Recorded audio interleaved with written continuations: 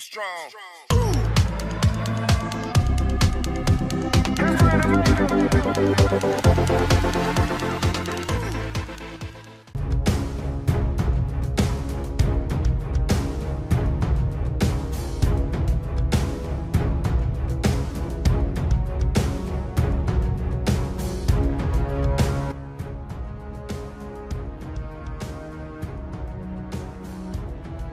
The Coast Guard has sent a fast response cutter to the Philippines for the first time as the longtime U.S. ally continues to butt heads with Beijing over territory in the South China Sea. The Frederick Hatch arrived in Tacloban on the island of Leyte on Thursday and departed Monday, the Coast Guard announced in a news release coinciding with the visit's end. That day, the United States renewed a warning that it would defend the Philippines in case of an armed attack after Chinese ships blocked and collided with a pair of Filipino vessels in the South China Sea. Philippine diplomats summoned a Chinese embassy official in Manila that day for a strongly worded protest following Sunday's collisions off Second Thomas Shoal. No injuries were reported, but the encounters damaged a Philippine Coast Guard vessel and a wood-hulled supply boat operated by the Navy.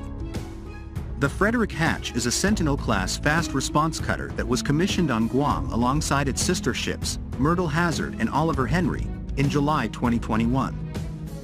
The 154-foot-long vessels have a top speed of more than 28 knots and are designed for missions beyond the traditional search and rescue work for which the Coast Guard is best known.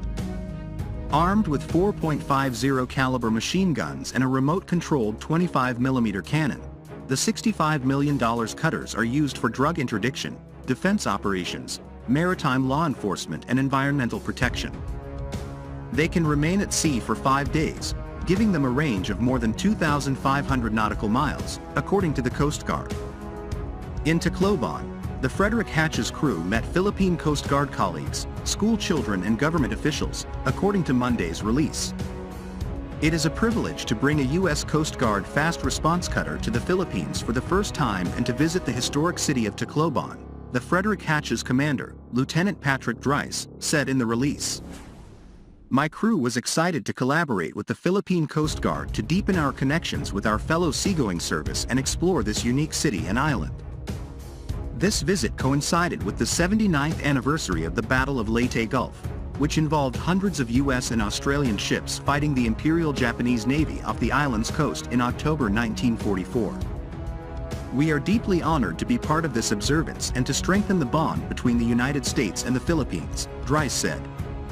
Tacloban's airport served as a hub for Operation Damayan, a U.S. relief effort involving 13,400 military personnel, 66 aircraft and 12 naval vessels.